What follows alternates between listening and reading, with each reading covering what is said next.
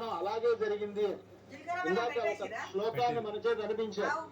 ఇయం సీత మమ సుత సహధర్మ చరీతవ ప్రతీచ్ఛ చైనాం భద్రంతే పాణిం గృహీష్వ పాణిన అంటూ జనక మహారాజు సీతారాముల కళ్యాణం జరిపించినప్పుడు పాణిగ్రహణం చేయించట. చూడండి, అంతా కూడా ఇప్పుడు మాంగళ్యం చూపిస్తున్నారు అర్చక స్వాములు.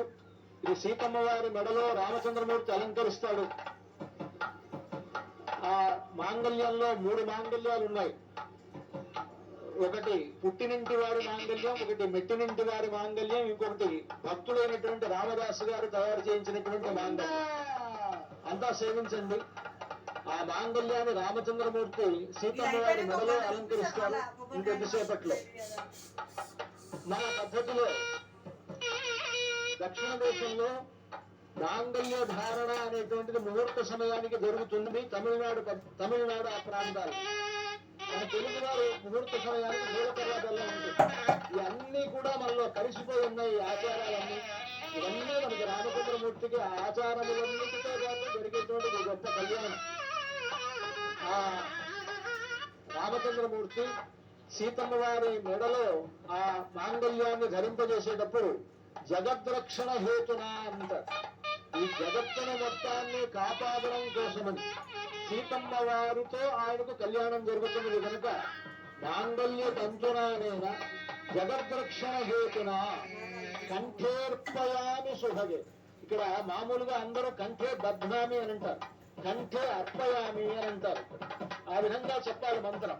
కంఠేర్పయామి శుభగే సంజీవ శరదాం శతం అంటూ ఆ మాంగళ్య మంత్రాన్ని పఠిస్తూ సీతమ్మ వారి మెడలో రామచంద్రమూర్తి అర్పించేటువంటి సన్నివేశాన్ని ఇప్పుడు మనం చూడబోతూ ఉన్నాం. అర్చక స్వాములు ఆ కార్యక్రమాన్ని నిర్వహిస్తూ ఉన్నారు. సాక్షాత్తు రామచంద్రమూర్తి సీతమ్మ వారి మెడలో ఆ మాంగళ్యాన్ని ధరింపజేస్తూ ఉన్నారు. సుమంగళీర్తి మంత్రేణ శ్రీ సీతా మహాలక్ష్మీదేవ్యాః కంఠే మంగళసూత్రం బధ్వా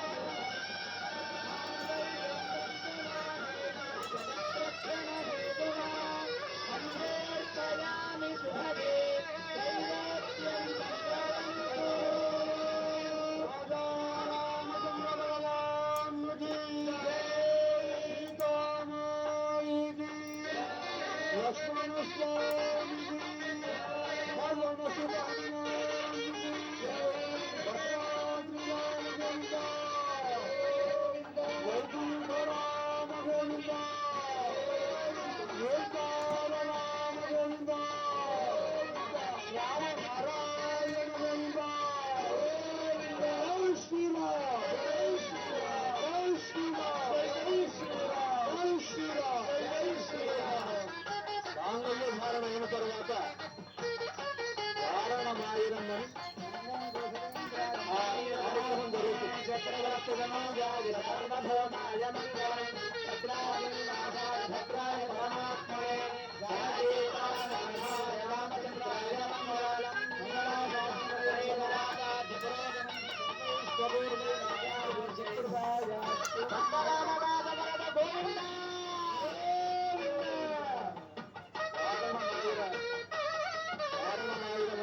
ప్రబంధ పఠనం జరుగుతూ